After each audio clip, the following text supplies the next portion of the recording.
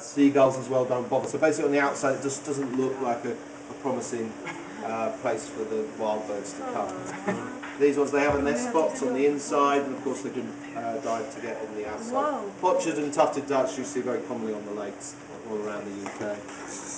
Obviously they have to stay paddling to stay down. As soon as they stop paddling they'll bob up because of course the air in their feathers.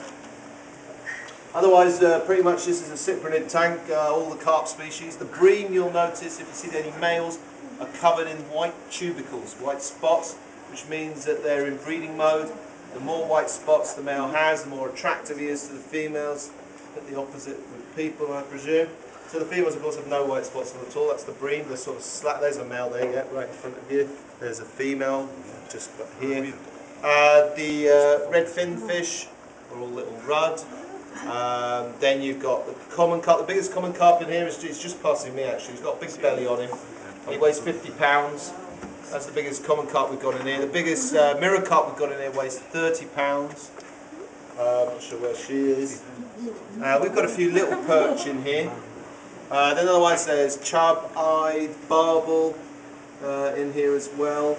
It really, I mean obviously we call this the Lake Windermere tank. It's not really. It's not the sort of mix you would find in Windermere. But of course it's because of this whole mix that you know, we have to put our big carp somewhere really. You wouldn't get carp in the lake, it's far too cold for them. The other thing you'll see in here is some sturgeon, the long thin fish with the whiskers.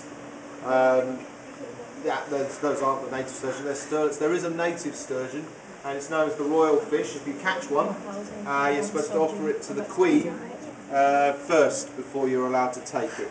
Of course, if the Queen accepts it, then just report it to the police. You can get it done for 4 years for eating an endangered species. So, you know. There's a crucian carp as well. There are also a couple of Welsh catfish in here. They're actually hidden. Have you found one? Okay, there's one down there. They came from Brighton Aquarium where they basically outgrew their tank.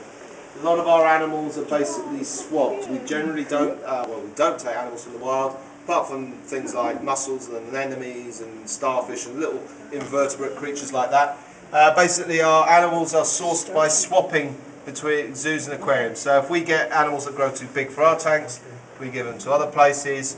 If any of our animals breed, we'll swap them with other places as well. There's a barbel, beautiful gold coloured barbel house. What's your, there's a catfish, because I watched a documentary recently. Do you believe that there's catfish that get so big that it'll be able to take people? Yes, well the Wales catfish has, they can grow 3 metres. There is this